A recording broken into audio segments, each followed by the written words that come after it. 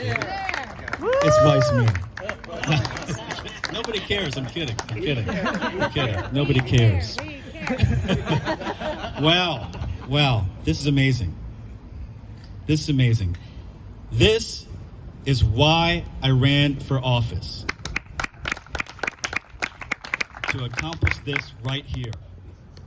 And these go back to ideas that the mayor and I talked about back when I was his constituent in the early days. And the words, step up housing, I remember the day I wrote them on my computer. And to see the words in life is so magical. But you know what? They're not my words. They're not my words. 7 years ago, I was in law school at the law school formerly known as Hastings. I forget the new name. But it's in the Tenderloin. And if you know San Francisco, you know the Tenderloin.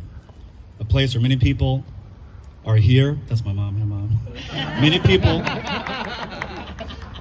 are down and out in the struggle, going through it before our eyes. And so I came out of class and I walked around the Tenderloin, and it just struck me at the scale of what was happening. So I started talking to people.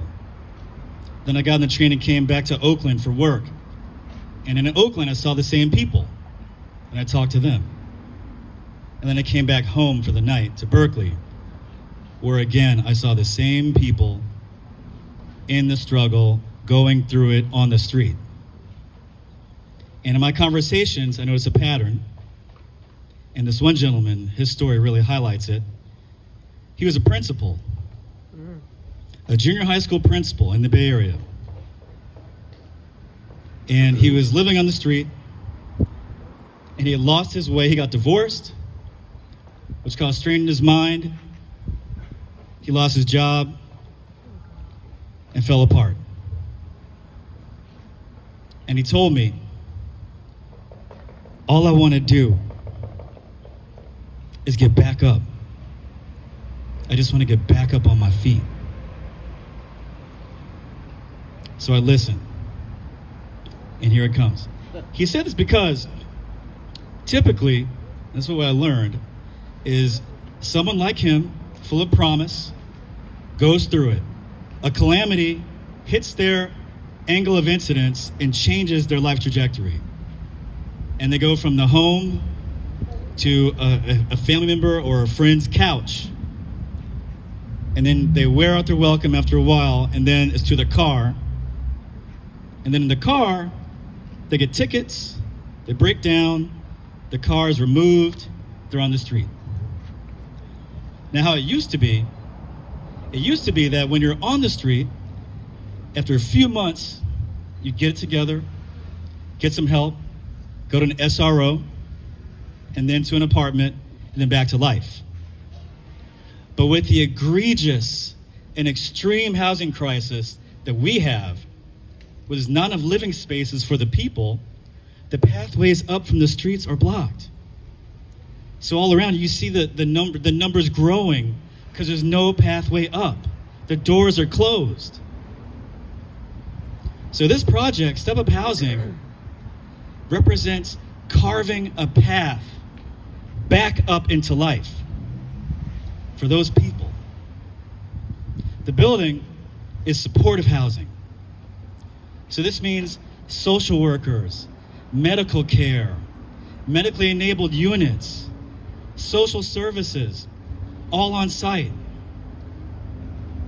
So they can figure it out. And every person in this building has to contribute to the well-being of the community in the building. That's what we wrote. So people can find purpose again and come back to life. But it's not just us. It's not just them. It's also us. 7 years ago, when I wrote this, we had a problem. And that problem, over time, became an emergency. So right now, we have a full-blown crisis with, I hear, 150,000 homeless people. The average age of a new homeless person is 62 years old. Moms and children living in tents, What is going on? So we have to step up as well.